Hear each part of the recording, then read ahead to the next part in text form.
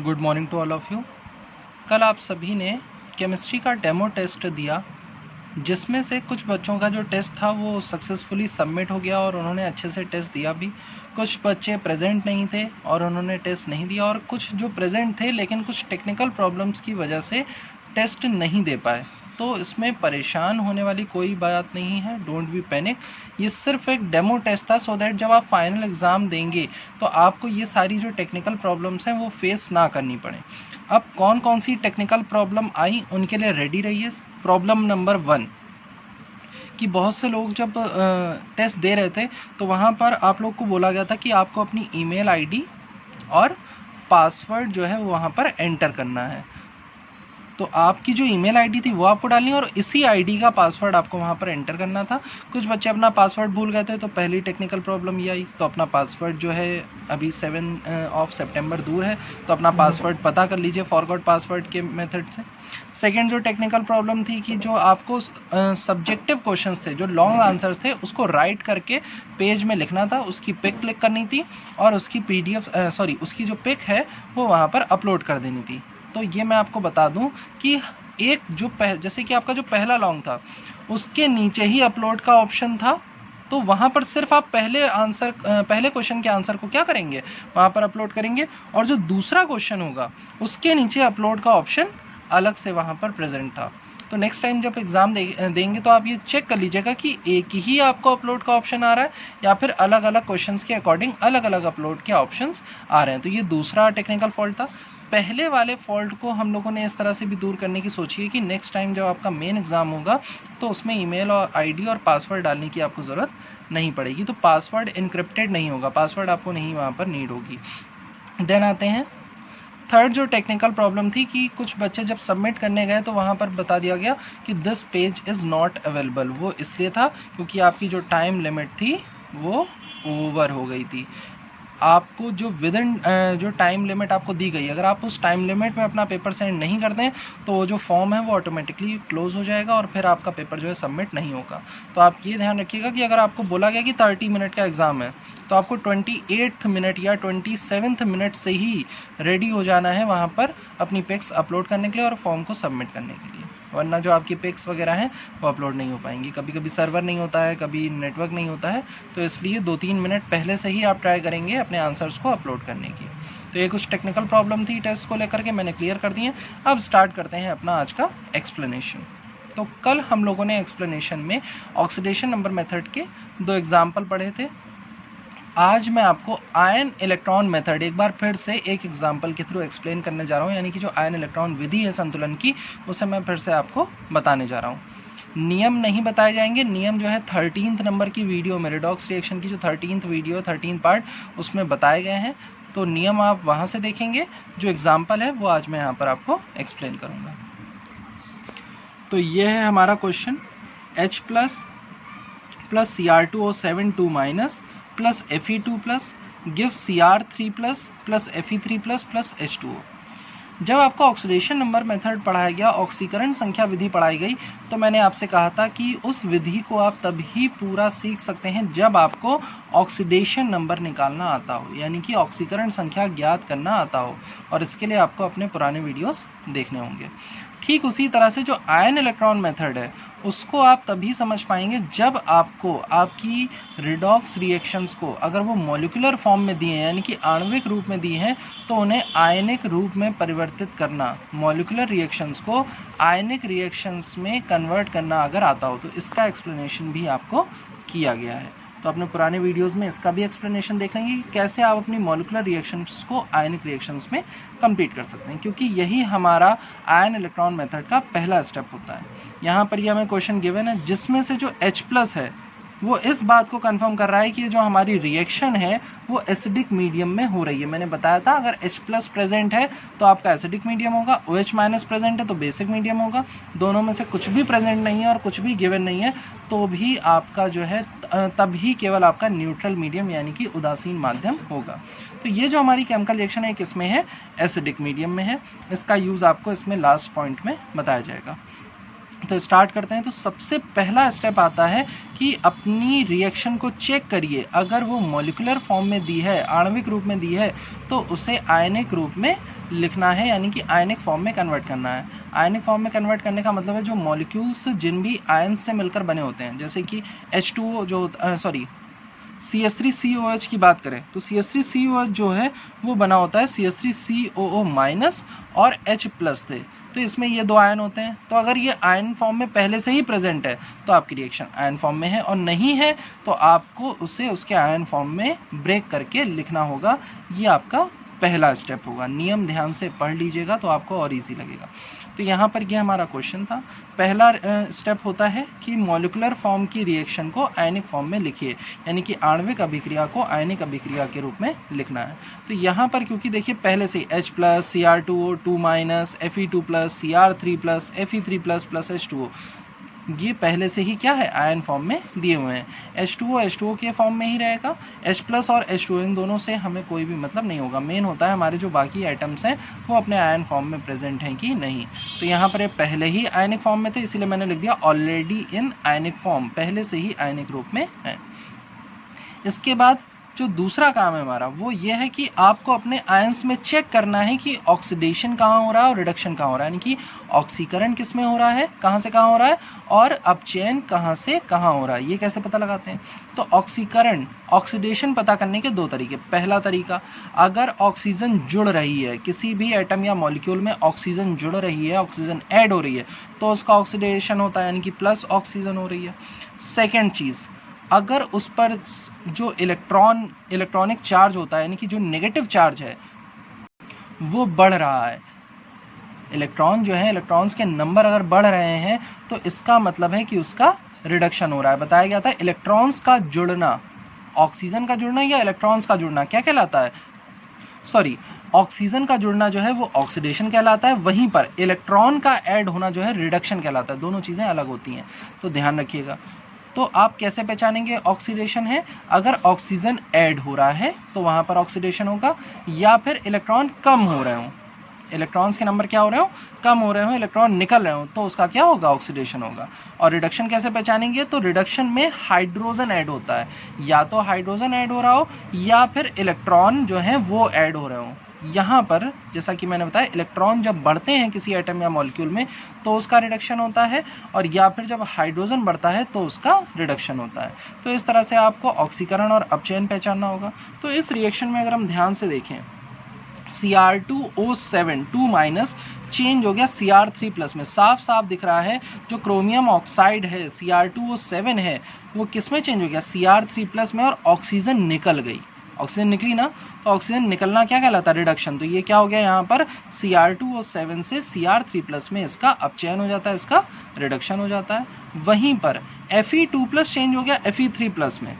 तो ध्यान दीजिए, Fe2+ जो है 3+ में कब चेंज होगा, जब एक पॉजिटिव चार्ज बढ़ेगा, एक धन आवेश बढ़ा। और धन आवेश कब बढ़ता है, जब इलेक्ट्रॉन जो है वो कम हो जाते हैं। तो यानी कि Fe2+ में से एक इलेक्ट्रॉन निकल गया तो वो क्या बन गया, Fe3+ बन गया, उस पर धन आवेश बढ़ गया, पॉजिटिव चार्ज बढ़ गया। तो इसका क्या हो रहा है, Fe2+ का Fe3+ में हो रहा है ऑक्सीडेशन, यानी कि ऑक्सीकरण। जो दूसरा हमारा स्टेप होता है कि ऑक्सीडेशन और रिडक्शन वाले पार्ट को पहचानना, यानी कि ऑक्सीकरण वाले भाग को और अपचयन वाले भाग को पहचानना, उसे आइडेंटिफाई करना। एंड इसी स्टेप में हम हमारे रिडक्शन वाले पार्ट और ऑक्सीडेशन वाले पार्ट को हाफ रिएक्शन के रूप में अलग कर लेते हैं, सेपरेट कर लेते हैं, और इसे कहा जाता है reduction half cell and oxidation half cell, यानी कि अपचयन अर्धाभिक्रिया और ऑक्सीकरण अर्धाभिक्रिया। यहाँ पर समझने वाली बात यह है कि जब आप रिडक्शन हाफ सेल और ऑक्सीडेशन हाफ सेल में ब्रेक करेंगे तो आपको सिर्फ वही आयन मेंशन करना है जिसका रिडक्शन या जिसका ऑक्सीडेशन हो रहा है। जैसे कि इसको समझने के लिए यहाँ देखिए कि क्वेश्चन में तो हमारे Cr2O7 2- दिया था, लेकिन जब हमने हाफ सेल में ब्रेक किया तो हमने Cr का होल ट्वाइस यहाँ पे लिखा है। रीज़न क्या है, रीज़न ये है क्योंकि यहाँ पर जो चेंज हो रहा है, जो ऑक्सीडेशन हो रहा है वो किसका हो रहा है, क्रोमियम का हो रहा है, क्रोमियम आयन का हो रहा है, ऑक्सीजन के हटने की वजह से। इसलिए हमने सिर्फ यहाँ पर Cr2 लिखा हुआ है। और 7 ऑक्सीजन जब हट जाएंगे तो इस पर 6 पॉजिटिव चार्ज आ जाएगा। आप चार्ज जब आप बैलेंस करके देखेंगे तो आप देख सकते हैं यहाँ पर जब 7 ऑक्सीजन अपने 2 नेगेटिव चार्ज को लेकर हटेंगे तो क्रोमियम पर 6+ चार्ज यहाँ पर आ जाएगा। और ये क्या दे रहा है, Cr3+ दे रहा था, तो यहाँ हमने Cr3+ लिखा। लेकिन यहाँ पर कितने क्रोमियम है, 2 क्रोमियम है, यहाँ पर 1 क्रोमियम था, तो क्रोमियम को बैलेंस करने के लिए यहाँ हमने क्या लगा दिया, 2 लगा दिया। अब क्रोमियम पर 6 पॉजिटिव चार्ज आए, और 6 पॉजिटिव चार्ज जो है वो यहाँ पर किस में चेंज हो रहा है, ध्यान से देखिए, यहाँ पर 1 क्रोमियम पर 6 पॉजिटिव चार्ज है, और यहाँ पर 1 क्रोमियम पर 3 पॉजिटिव चार्ज है, और ट्वाइस होने की वजह से टोटल नंबर ऑफ इलेक्ट्रॉन जो चेंज हुए वो कितने हुए, 6 इलेक्ट्रॉन, यानी कि यहाँ क्रोमियम में से 6 इलेक्ट्रॉन कम हो रहे हैं। तो यहाँ पर ये 6 इलेक्ट्रॉन यहाँ पर हमने दिखाए हुए हैं। नाउ सेकंड आते हैं ऑक्सीडेशन हाफ सेल में। इसमें तो बहुत सिंपल है पहचानना, Fe2+ में Fe3+ में कन्वर्ट हुआ, तो Fe3+ में कन्वर्ट कैसे हुआ होगा, क्योंकि यहाँ पर 1 इलेक्ट्रॉन क्या हो गया होगा, निकल गया होगा ना, प्रोडक्ट साइड में 1 इलेक्ट्रॉन निकल गया होगा। तो देखिए प्रोडक्ट साइड से 1 इलेक्ट्रॉन यहाँ पर क्या कर दिया, निकाल दिया। और इसी की हेल्प से आप इसे समझने की कोशिश करिए कि क्रोमियम 3+ में रिडक्शन कैसे हो रहा है, क्योंकि क्रोमियम में क्या हो रहे हैं, इलेक्ट्रॉन ऐड हो रहे हैं। कितने इलेक्ट्रॉन ऐड हो रहे हैं, 6 इलेक्ट्रॉन ऐड हो रहे हैं। तो ये है हमारा रिडक्शन हाफ सेल और oxidation half cell. Second step complete, जो दूसरा स्टेप है वो भी हमारा यहाँ पर कंप्लीट हो जाता है, हमने हाफ सेल में ब्रेक कर लिया। अब थर्ड स्टेप ये कहता है कि आपको ये चेक करना है कि रिडक्शन हाफ सेल और ऑक्सीडेशन हाफ सेल में जो इलेक्ट्रॉन्स के नंबर हैं, जो चेंज आया है, इलेक्ट्रॉन जो ऐड हुए हैं, इलेक्ट्रॉन जो निकले हैं या जुड़े हैं, वो बराबर हैं कि नहीं। अगर नहीं बराबर हैं तो आपको उन्हें क्या करना है, बैलेंस करना है। तो देखिए, balance the number of electron and add the equation. तो इन दोनों इक्वेशन में आपको नंबर ऑफ इलेक्ट्रॉन्स को बैलेंस करना है और दोनों इक्वेशन को ऐड करके लिख देना है। अब बैलेंस कैसे करेंगे, तो यहाँ पर 6 इलेक्ट्रॉन ऐड हो रहे हैं और यहाँ पर 1 इलेक्ट्रॉन ऐड हो रहा है। तो इस बैलेंस करने के लिए हमको क्या करना पड़ेगा कि इस पूरी रिएक्शन को 6 से इनटू करना पड़ेगा। तो ये देखिए हमने यहाँ पर नोट कर लिया, ये लिखा है 6 electron plus Cr2 6+ gives 2 Cr3+। इसमें कहीं पर कोई मल्टीप्लिकेशन नहीं, जबकि Fe2+ से Fe3+ में चेंज होने पर 1 इलेक्ट्रॉन ऐड हो रहा था। तो इस 1 इलेक्ट्रॉन को बैलेंस करने के लिए 6 इलेक्ट्रॉन के साथ हमने पूरी रिएक्शन में 6 से क्या कर दिया, इनटू कर दिया। One more point two clear, एक और पॉइंट यहाँ पर क्लियर करना है कि रिडक्शन हाफ सेल और ऑक्सीडेशन हाफ सेल में जो इलेक्ट्रॉन्स की पोजीशन होगी वो हमेशा अपोजिट होगी। अगर आपके इलेक्ट्रॉन दोनों ही रिएक्शंस में एक तरफ प्रेजेंट हैं, चाहे प्रोडक्ट साइड में या रिडक्टेंट साइड में, तो आपका जो रिएक्शन है वो गलत है। हमेशा याद रखिएगा जो इलेक्ट्रॉन्स होने चाहिए वो अपोजिट साइड में होने चाहिए, क्योंकि जब आप लास्ट में बैलेंस करेंगे तो ये इलेक्ट्रॉन दोनों तरफ से कैंसिल हो जाएंगे। कैसे, देखिए, तो यहाँ पर जैसे मैंने 6 से इनटू किया और इन दोनों रिएक्शंस को अब मैं ऐड करने जा रहा हूँ, तो ये मैंने 6 इलेक्ट्रॉन लिख लिए प्लस Cr6+ का होल ट्वाइस यहाँ पर लिख लिया प्लस Fe2+। पहले तो एक एटम था, लेकिन 6 से इनटू हो जाने के बाद कितना हो गया, 6 Fe2+। तो यहाँ पर मैंने 6 Fe2+ लिख लिया। रिडक्टेंट साइड कंप्लीट हो गई, अभिकारक पूरे हो गए। अब आते हैं उत्पाद की तरफ, प्रोडक्ट की तरफ। तो यहाँ पर था 2 Cr3+, तो 2 Cr3+ लिख लिया प्लस यहाँ पर Fe3+ का एक एटम था, 6 से इनटू हो जाने के बाद हो गया 6 Fe3+। तो यहाँ पर मैंने लिख लिया 6 Fe3+। और यहाँ पर एक इलेक्ट्रॉन जो है निकल रहा था, तो इसको 6 से इनटू करने पर कितने इलेक्ट्रॉन होगा, 6 इलेक्ट्रॉन। अब अगर आप दोनों तरफ केमिकल रिएक्शन में देखिए तो 6 इलेक्ट्रॉन और 6 इलेक्ट्रॉन क्या है, बैलेंस हैं। तो ये दोनों एक दूसरे से क्या हो जाएंगे, कैंसिल हो जाएंगे। दोनों तरफ सेम नंबर्स हैं तो दोनों को कैंसिल कर दिया, तो रिएक्शन क्या बची हमारी रिएक्शन बचनी चाहिए Cr6+ का whole twice plus 6 Fe2+ gives 2 Cr3+ plus 6 Fe3+। और अब हम इस रिएक्शन को वापस से जो हमने आयंस अलग करा था ऑक्सीजन वाला, उस फॉर्म में कम्प्लीटली लिख लेते हैं। मतलब कि आयनिक फॉर्म में तो आपने जब लिखा था यहाँ पर ऑक्सीडेशन हाफ सेल और रिडक्शन हाफ सेल में, तब तो आपने सिर्फ उन आयंस को शो करा था जिनमें ऑक्सीडेशन और रिडक्शन हो रहा है, यानी कि जिन आयनों में अपचयन व ऑक्सीकरण हो रहा है, आपने केवल उन्हें शो किया था। लेकिन जब आप ऐड करके लिखेंगे तो आपको वो सारे आयंस लिखने होंगे जो आपके रिएक्शन में गिवन होंगे। तो ये हमने यहाँ पर Cr6+ को Cr2O7 के फॉर्म में लिख लिया, 6 Fe2+, 2 Cr3+ प्लस 6 Fe3+। अब आप दोनों तरफ काउंट कर लीजिए, जो नंबर ऑफ एटम्स हैं, जो परमाणु हैं आपके, वो क्या होने चाहिए, बैलेंस होने चाहिए। लेकिन केवल 2 परमाणु होंगे वो बैलेंस नहीं होंगे, एक ऑक्सीजन और दूसरा हाइड्रोजन। क्यों, रीज़न है ऑक्सीजन और हाइड्रोजन हमेशा एकदम लास्ट में बैलेंस करे आते हैं, आखिरी में अलग से उन्हें संतुलित करना होता है। तो देखिए यहाँ पर कितने क्रोमियम है, यहाँ पर हमारे Cr2 यानी कि 2 क्रोमियम है। इधर भी कितने क्रोमियम है? 2 क्रोमियम, बैलेंस है। ऑक्सीजन क्योंकि बाद में बैलेंस होगा तो Fe पे आते हैं, 6 Fe यहाँ पर भी है, 6 Fe यहाँ पर भी है। तो ऑक्सीजन और हाइड्रोजन को छोड़कर बाकी सारे एटम क्या हैं? बैलेंस हैं। अब हम जब एकदम लास्ट में ऑक्सीजन और हाइड्रोजन को बैलेंस करते हैं तो हमें ये देखना होता है कि हमारी जो रिएक्शन है, जो अभिक्रिया है, वो किस मीडियम में हो रही है, यानी कि उदासीन माध्यम में है, अम्लीय माध्यम में है या फिर क्षारीय माध्यम में। मीडियम जो है या तो एसिडिक होगा, बेसिक होगा या फिर न्यूट्रल। तो इस रिएक्शन के स्टार्टिंग में ही मैंने बताया था कि H+ प्रेजेंट होने की वजह से ये केमिकल रिएक्शन क्या है? एसिडिक मीडियम में हो रही है, अम्लीय माध्यम में हो रही है। और एसिडिक मीडियम में ऑक्सीजन को बैलेंस करने के लिए हमें क्या करना पड़ता है? जिस तरफ ऑक्सीजन कम हो उधर उतने ही H2O ऐड कर देने होते हैं। तो देखिए यहाँ पर 7 ऑक्सीजन थे और प्रोडक्ट साइड में एक भी ऑक्सीजन नहीं था, तो यहाँ पर 7 ऑक्सीजन कम थे, तो यहाँ पर हमने 7 H2O क्या कर दिया? ऐड कर दिया। एंड ठीक उसी समय, जिस समय आप 7 H2O आप लेफ्ट और राइट दोनों में से जिस साइड भी ऐड करेंगे उसके अपोजिट साइड में उसके डबल H+ आपको क्या कर देना है, यानी कि दुगने H+ आयन ऐड कर देना। अगर यहाँ पर आपने 7 H2O लिए हैं तो आपको लेफ्ट साइड में 14 H+ क्या करने पड़ेंगे? ऐड करने पड़ेंगे। तो हाइड्रोजन आपके ऑटोमेटिकली क्या हो जाएंगे? बैलेंस हो जाएंगे। ध्यान रखिएगा।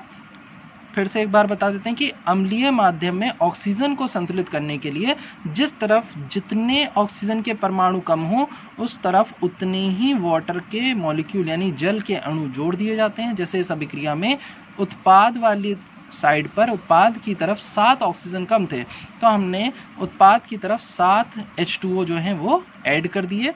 और ठीक उसी समय जितने H2O जोड़े गए उसके विपरीत दिशा में, उसके अपोजिट साइड में उसके दोगुने H+ क्या करने होते हैं?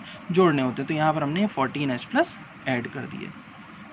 अब अगर आप ध्यान से देखेंगे तो आपका चार्ज, आपके सारे एटम्स दोनों तरफ क्या हो चुके हैं? बैलेंस हो चुके हैं। ये था हमारा आयन इलेक्ट्रॉन मेथड, यानी कि आयन इलेक्ट्रॉन द्वारा संतुलन की विधि। ये मेथड थोड़ा सा डिफ़िकल्ट होता है, लेकिन अगर आप 1-2 क्वेश्चंस की प्रैक्टिस करेंगे तो आपको ईजी हो जाएगा। मेन जो स्टेप है उसमें वो क्या है? सबसे पहला स्टेप कि अगर आपकी रिएक्शन जो है मॉलिक्यूलर फॉर्म में दी है तो उसे आयनिक फॉर्म में लिखना और उसमें ऑक्सीडेशन और रिडक्शन आइडेंटिफाई करना, ये पहला स्टेप है। एंड सेकेंड स्टेप, ये जो ऑक्सीडेशन और रिडक्शन वाले पार्ट हैं इनको हाफ सेल के रूप में यानी अर्ध अभिक्रिया के रूप में अलग अलग लिखना। मैं फिर से एक बार रिपीट कर देता हूँ कि ऑक्सीडेशन हाफ सेल और रिडक्शन हाफ सेल में केवल और केवल वही आयन लिखे जाते हैं जिनका ऑक्सीकरण या अपचयन हो रहा है, और साथ में उनमें जुड़ने व घटने वाले इलेक्ट्रॉन भी आपको वहाँ पर प्रदर्शित करने होते हैं। जैसे कि यहाँ पर Cr6+ का होल ट्वाइस जब Cr3+ में परिवर्तित हुआ तो यहाँ पर 6 इलेक्ट्रॉन क्या हो रहे हैं? कम हो रहे हैं। क्रोमियम में देखिए, यहाँ पर क्रोमियम में कोई चार्ज नहीं था लेकिन अचानक से 6+ चार्ज आ गया। क्यों? क्योंकि यहाँ पर 6 इलेक्ट्रॉन क्या होंगे? इसमें ऐड हो रहे हैं ना, तभी तो यहाँ पर भाई जब आपका ऑक्सीजन हटा तो अपने जो 6 इलेक्ट्रॉन है वो लेकर के हट गया। तो ये तो प्रोडक्ट में हुआ जा करके ना, लेकिन रिएक्टेंट साइड में क्या होगा? रिएक्टेंट साइड में यहाँ पर क्रोमियम से जब 7 ऑक्सीजन जुड़े हुए थे तो इस पर क्या था? 6+ चार्ज था, और वो 6+ चार्ज यहाँ पर 6 इलेक्ट्रॉन के रूप में लिखा हुआ है। और वहीं पर जब Fe2+ से Fe3+ में कन्वर्ट हुआ तो हमें पता है कि इसमें 1 इलेक्ट्रॉन क्या हो रहा है? निकल रहा है। अब जो चीज़ निकलती है वो किस तरफ निकलती है? उत्पाद की तरफ। कोई भी चीज़ जब जुड़ती है वो जुड़ती है अभिकारक की तरफ और निकलती है उत्पाद की तरफ। और फिर इसके बाद जो इलेक्ट्रॉन्स के नंबर हैं वो दोनों क्या होने चाहिए? अपोजिट साइड में होने चाहिए। प्लस अगर वो बैलेंस नहीं है तो उन्हें फिर क्या करना होगा? हमें बैलेंस करना होगा। और बैलेंस करने के बाद दोनों इक्वेशंस को ऐड करके लिख देते हैं। जो इक्वेशंस हैं, जो अभिक्रियाएं हैं, उनको ऐड करके लिखने के बाद, जोड़ करके लिखने के बाद जो आयन आपने अलग अलग किए थे उनको वापस से उसमें प्रदर्शित कर देते हैं। जैसे कि क्रोमियम में आपने ऑक्सीजन हटा दिया था तो यहाँ पर देखिए ऑक्सीजन फिर से लगा दिया। और इलेक्ट्रॉन दोनों तरफ समान होने की वजह से वो क्या हो जाते हैं? कट जाते हैं। कभी भी इलेक्ट्रॉन के नंबर बैलेंसिंग में बचने नहीं चाहिए। अगर बच रहे हैं तो फिर आपकी अभिक्रिया जो है वो बैलेंस नहीं हुई है। ध्यान रखिएगा, ये जो छोटे छोटे पॉइंट्स आपको बताए गए हैं। अगर फिर भी आपको कोई कन्फ्यूज़न होता है तो पहले तो आप वीडियो को 1 से 2 बार रिपीट करेंगे, और इससे पहले भी जो आपको आयन इलेक्ट्रॉन मेथड में एग्जाम्पल बताया गया है आप उस एग्जाम्पल को भी देखेंगे। एंड इसके बाद भी अगर आपको नहीं समझ में आता है तो आप मुझसे आकर के पूछ लेंगे। Okay class, thank you.